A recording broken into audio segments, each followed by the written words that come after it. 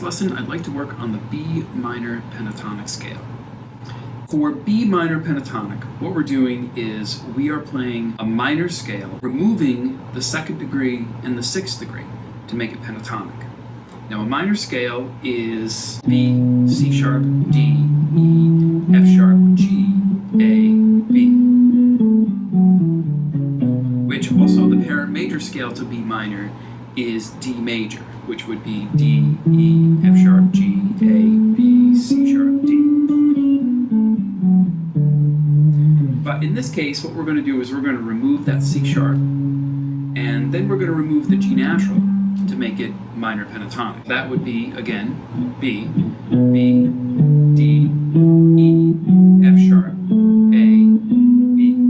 And then for the next octave, it's B, D, E, F sharp, A, B, and then D again.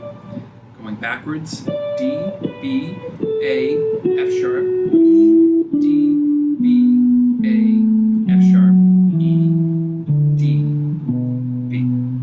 This is what we consider a very well-known pattern. Most everybody just labels it pattern 1 because it begins on the root of the key.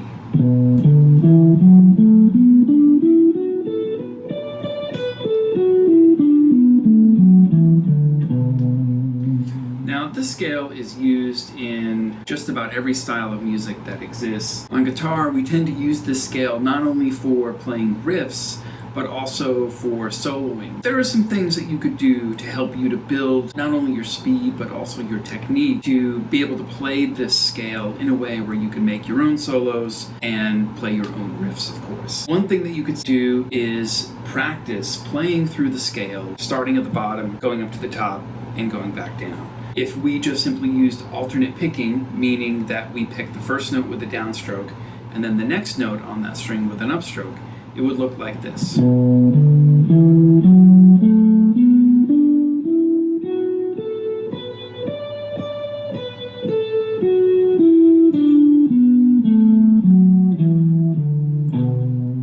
you can see that with the downstroke of the pick, I'm playing the lower note when I'm ascending. Upstroke with the pick, I'm playing the higher note on each string while I'm ascending. And then of course when you're descending down the scale, it's backwards.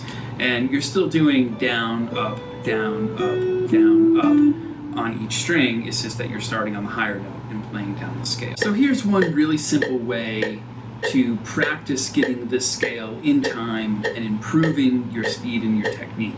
If you just begin with quarter notes against the metronome, you could still use alternate picking and still play up and down the scale, keeping it in time. So a quarter note would be one note for every one beat. 1, 2, 3, 4. So.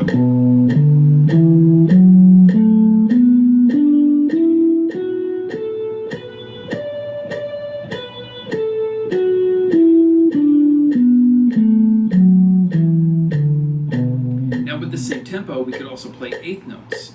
1 and 2 and 3 and 4 and.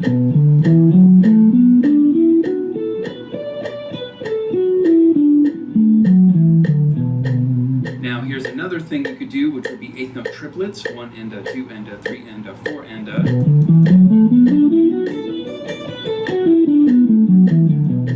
And then 16th notes. This is a pretty effective way to help you to build technique and also get a good feel for what it takes to be able to play this scale using those different rhythms, because those basic rhythms are what you would use to play riffs, to play solos, to play your favorite licks. You could take any lick that you already know and drastically alter it just by changing the rhythm, not even changing the notes. But if you change the rhythm and the notes, you get a whole nother lick just by changing those two simple ideas. So this is a real effective way to help you to improve this stuff without having to do too much work. This helps your musicianship, it helps just everything. Now another aspect that you could do is, of course, not picking every single note, which would be hammer-ons and pull-offs. You get this kind of thing.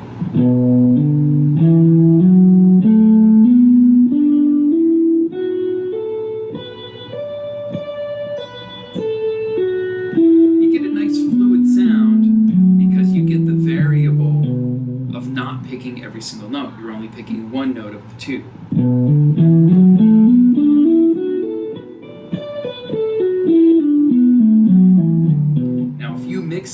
different phrases where you're picking the notes and then not picking every single note.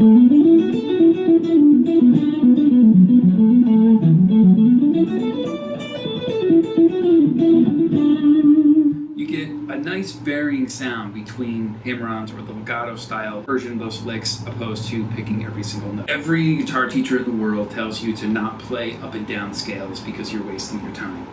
I personally don't believe that that's true. If you can't do this in time, cleanly and clearly, then you're going to have a very hard time playing other things on the guitar. That's why I feel like this is so important. Hey, if you already got this down, that's great. There are a lot of other things you could do with the pentatonic scale. So for example, groupings of 3 notes, which would be 3 notes from every note in the scale. So you would start on B, you play 3 notes. Then you go to the second note of the scale, which is really the 3rd degree, but the second note in the pentatonic scale. Here's D, 3 notes from there. From E, 3 notes. From F sharp, A.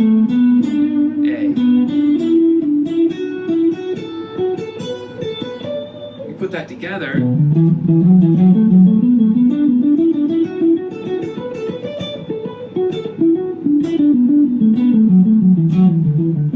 or if you did groupings of 3 notes with hammer-ons and pull-offs.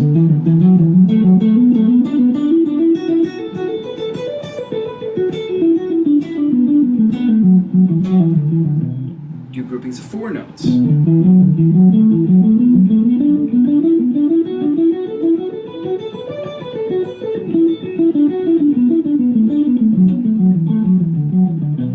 There are a ton of variations, or even just string groupings, like groupings of 3 strings.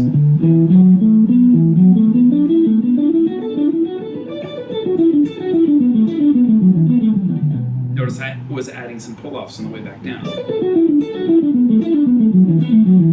Basic things that you can do to take the minor pentatonic scale and make it more interesting. And yes, like I said again, you're playing up and down the scale, but as soon as you start adding varying in patterns or the hammer-ons and pull-offs or even string skipping ideas,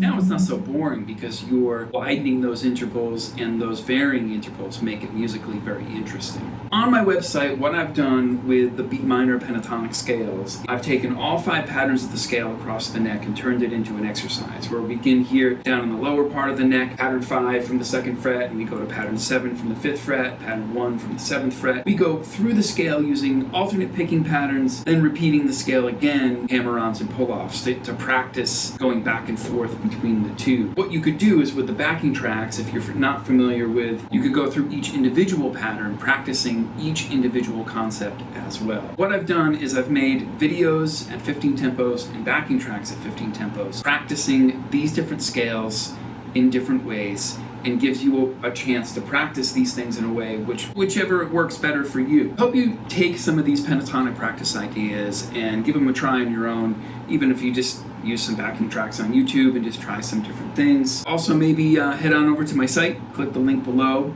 sign up. That will give you access to all of these exercises, as well as string skipping exercises, pull-off exercises, as well as all of the pentatonic scales in different keys that you can practice along with. So I really hope you enjoyed this lesson. See you next time.